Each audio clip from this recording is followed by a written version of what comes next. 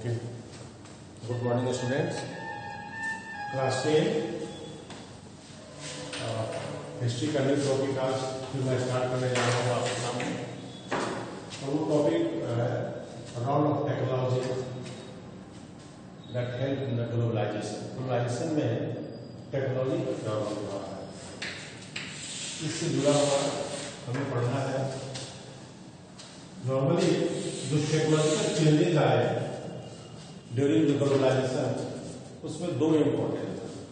पहले the expansion of railways and the second the telegraph का invention. Railway का expansion होने से और before the expansion of railway the goods were transported through the cart and different way. That was very lazy process. वो क्या था? बहुत lazy process था। And the second, passing the message to the different places.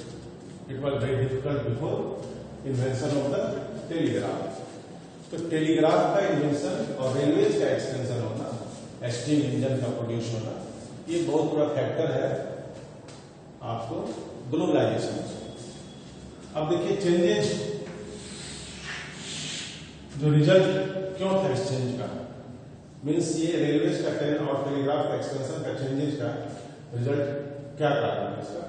क्योंकि society में social, political, economical ये सारे factors थे जिसके कारण आपको रैपिडली टेक्नोलॉजिकल सेक्टर में चेंजेज आए। बिकॉज द सोसाइटी डिमांड कर रही थी, पॉलिटिकल मीन्स ये वर्ल्ड वाइड कोलोनाइजेशन हो रहा था और industrialist more and more earning के लिए वो मशीन का इन्वेंशन कर रहे थे, इंडस्ट्रियलाइजेशन चाह रहे थे, जिसके कारण ही रेलवे का एक्सपेंशन एंड टेलीग्राफ का एक्सपेंशन हुआ। इससे इसका इफेक्ट हुआ, ग्रेटर इंप्रूवमेंट हुआ आपको specially in the transport sector में एंड द कम्युनिकेशन सेक्टर में। और वह भी कहां हुआ? जहां पे कॉलोनाइजेशन है, जहां पे यूरोपियन गवर्नमेंट का कॉलोनी था, वहां पे इसका बहुत बड़ा इफेक्ट पड़ा। आप देख ले, जैसे इंडिया में ही ब्रिटिश गवर्नमेंट का कॉलोनी था, तो वो बिफोर एक्सपेंशन ऑफ रेलवे और before the introduction of railway it was very difficult to transport the resource from India to the Europe. From the Indian remote areas, it was very difficult to take away the resource to the coastal areas. बहुत मुश्किल था समुद्र किनारे जहां पर उनकी ship लगी होती तो वहां तक ले जाना। तो उन्होंने क्या किया? ट्रांसपोर्ट के सेक्टर में रेलवे का एक्सपेंशन किया, इंट्रोडक्शन किया, रैपिडली रिसोर्स को एक्सप्लॉयटेशन के लिए। कम्युनिकेशन, जो इंफॉर्मेशन मैसेज पास करने के लिए, ये बहुत बड़ा रोल था टेलीग्राफ का। एग्जाम्पल देखिए इसका थोड़ा सा कैसे इसका इफेक्ट हुआ। यूरोप, जहां आप जानते हैं आज भी और पहले भी एक्सट्रीम कोल्ड वेदर कंडीशन रहता है यूरोप में, बहुत ठंड रहती है। तो लोगों को वहां to keep the hot their body there is a need of the meat. अपने को हॉट करने के लिए और इस क्लाइमेटिक कंडीशन को सस्टेन करने के लिए उन्हें मीट की जरूरत पड़ती थी और मीट को लोग लाइक करते थे। तो इसके लिए अमेरिका से, यूएसए से वो लाइव एनिमल को जहाजों पर लोड करके और यूरोप ले जाते थे। अमेरिका से उनका नजदीक पड़ता था, वहां से वो यूरोप ले जाते live animal. But it was not fruitful, ये फायदेमंद नहीं था, लॉस पे लॉस होता था। जो ट्रेडर होते थे, जो लाइव एनिमल को अमेरिका से यूरोप ले आते थे, उन्हें लास्ट में क्या होता था?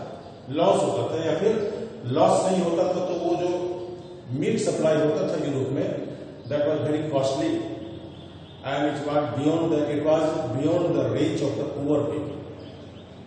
गरीबों तक ये नहीं पहुंच पाते थे meet.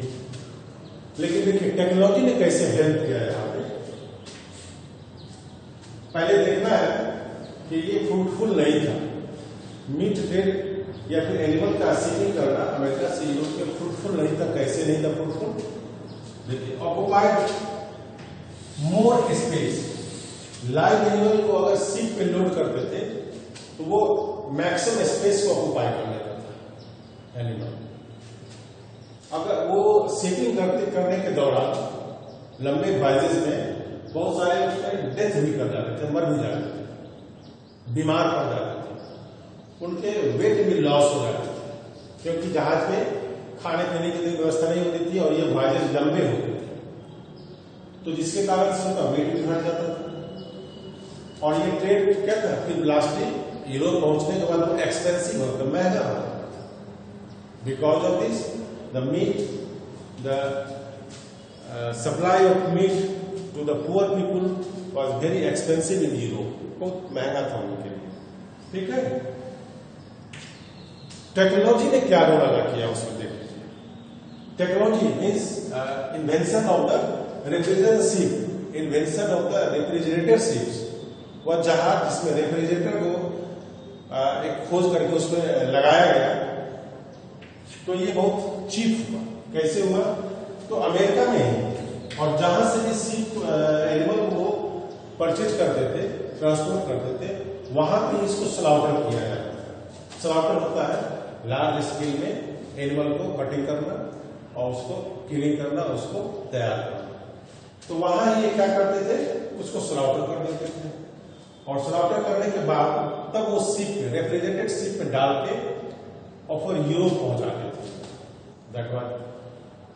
That trade was cheap, and because of this, the meat that was the great need in the Europe became the cheap, सस्ता हुआ, और it is the reach of the poor people, और तब यूरोप में poor people भी meet को use करने लगे। So this was the example of technological changes, how the technological changes affect the colonization and the different people of the world. Okay.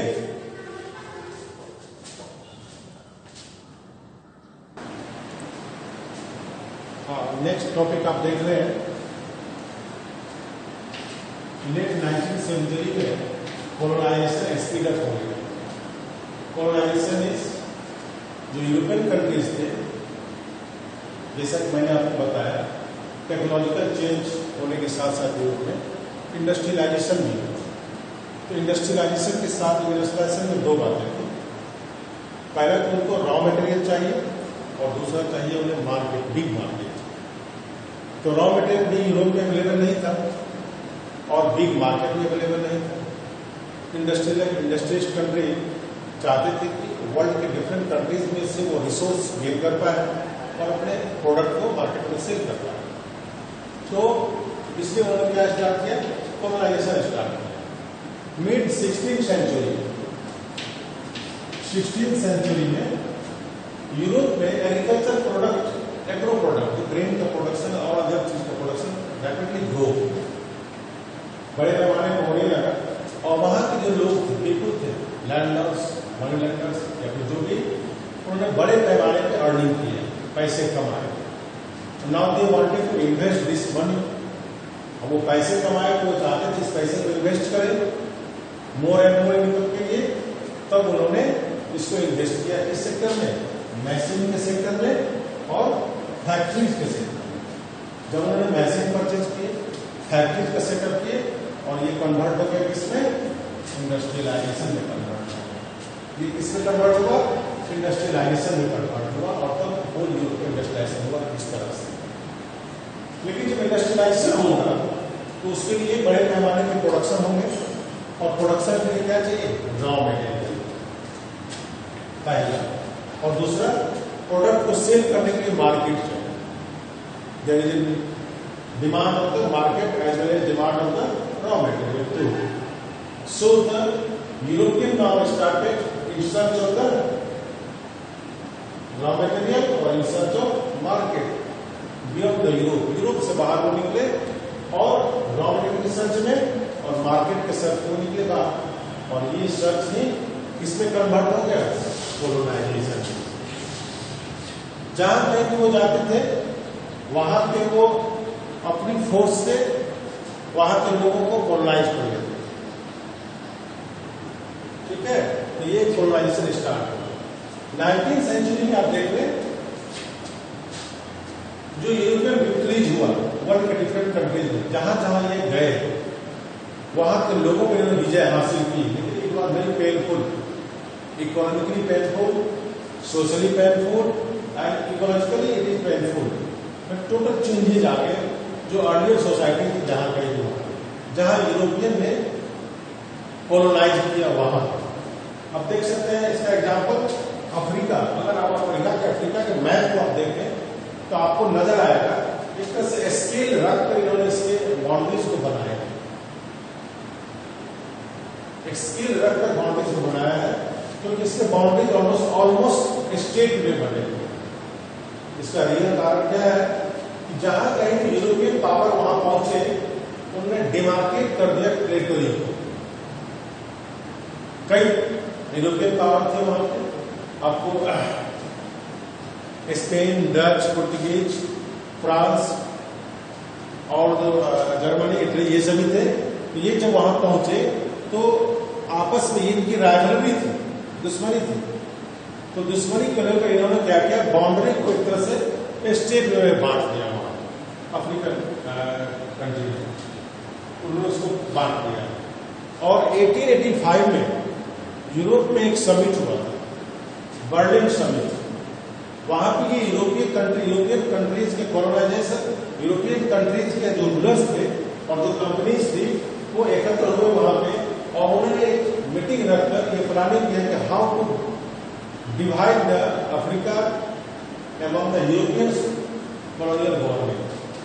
Colonial government इसको कैसे बांटा, और तो उन्होंने इसको एक प्रकार से डिमार्केट किया, होल अफ्रीका को बांट दिया एक तरह से। आप देखिए स्पेन और पुर्तगीज दो ऐसे कंट्रीज थे और कॉलोनियल गवर्नमेंट थी जिन्होंने अफ्रीका को कॉलोनाइज तो किया है, और उनका कॉलोनाइजेशन का मेन मकसद था टू गेन द स्लेव, गुलाम को प्राप्त करना, गुलाम वहां से ले जाना। ठीक है, तो ये सारे चेंजेज आए 19वीं सेंचुरी में और कॉलोनाइजेशन। कॉलोनाइजेशन के लिए अगर आपसे पूछा जाए कि क्यों कॉलोनाइजेशन करना चाहते थे, तो फिर से बता दूं आपको कि इंडस्ट्रियलाइजेशन हुआ यूरोप, और इंडस्ट्रियलाइजेशन के लिए फर्स्ट क्या चाहिए, रॉ मटेरियल, सेकेंड चाहिए मार्केट, जो यूरोप में अवेलेबल नहीं थी। और यूरोप में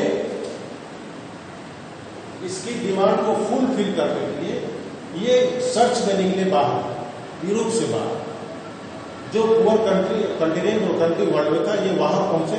आपने जैसे देखा हमारे देश में आए थे, फ्रेंच आए, डच आए, पुर्तगीज आए, इंग्लैंड भी आए, इंग्लिश ईस्ट इंडिया कंपनी भी आए। इनमें राइवलरी थी, कंट्री कई बार हुआ इंडिया में, अल्टीमेटली सभी लगभग चले गए और east India company, England east India company यहाँ रुक गई। और तब यहाँ से उन्होंने क्या लिया, हमारे देश का रॉ मटेरियल, और हमारे देश को उन्होंने बड़ा मार्केट में कन्वर्ट किया। So because of this the European country started colonization in the world. Okay, इससे जुड़ा हुआ मैं क्वेश्चन दूंगा आपको, वो आप उसको सॉल्व करके हिसाब को सेंड करेंगे। ओके।